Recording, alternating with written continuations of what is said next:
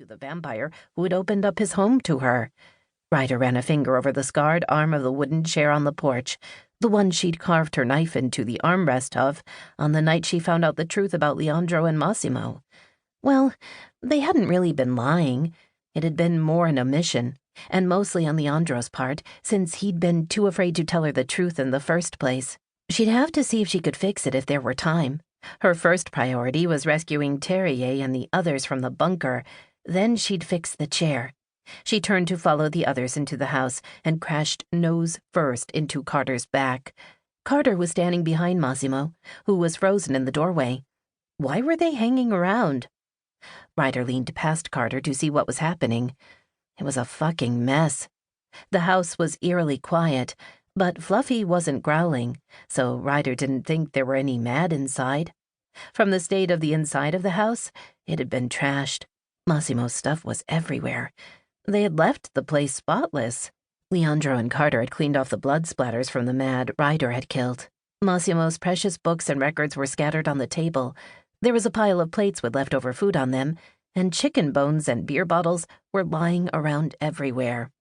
It looked like someone had been partying while they were away. First Massimo's bar was trashed, and now this, Ryder thought angrily.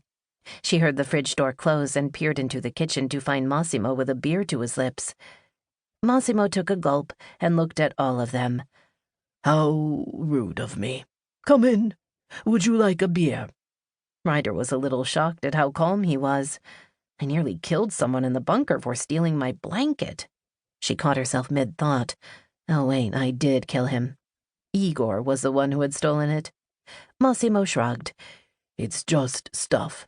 We've checked the house, and the testicle professors are gone." He told them straight-faced. "It was the scrotum biscuits Ryder took care of." Ryder cracked up, laughing so hard she began to cry because of all the bruises on her ribs. "Massimo, you're killing me." The vampire cracked up as well. "I've been trying to work that into a sentence all day," Massimo admitted through his tears. Massimo waved everyone into the kitchen. "Come on, everyone. Let's have a drink to the fallen and our victory." He spread his hands wide and made a small bow. "Kelvin, drinks are on the house." Kelvin grinned and got to work as if they were in the old dog.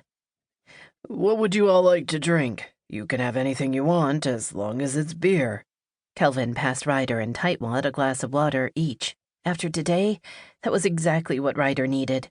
Since she was with friends, she could loosen up a bit. It might also help with the pain. Massimo took a beer from the fridge and poured it into a dish for Fluffy. Ryder recalled that Massimo had said that Leandro didn't drink much as a person, but maybe he was a little more relaxed as a wolf. He headed toward the dish. Massimo raised his beer, and everyone followed. Well, except for Fluffy, because he had no hands to raise his glass. "To good health and new friends. Today we won the battle, and tomorrow we will win the war." Afana glared down through the glass floor of level 5 at the traitor, Terrier. He slammed his fists on the glass floor of level 5, so fixated on his desire to break through and get to Terrier that he didn't register that the only things being damaged by his repeated blows were his hands. Afana hissed and snarled with rage. He wanted Terrier's heart in his hands, and he would have it. His skin split, and blood splashed on the glass floor with every punch. He knew it wouldn't break since he'd had it made from the unbreakable glass. This whole goddamned place was unbreakable. A mad ran toward Afana, and he swiped his hand sideways and knocked the mad away like he was no heavier than a leaf. It didn't matter how strong Afana was. He couldn't get through the glass floor. "No!" Afana screamed in frustration. More mad came at him, and he smashed them out of the way, too. The madness had overtaken the bunker, and Afana's search for Terrier was going too fucking slowly because of it. That bastard had stirred up this revolt inside the bunker, and now he had the gall to stand there and look Afana in the eye.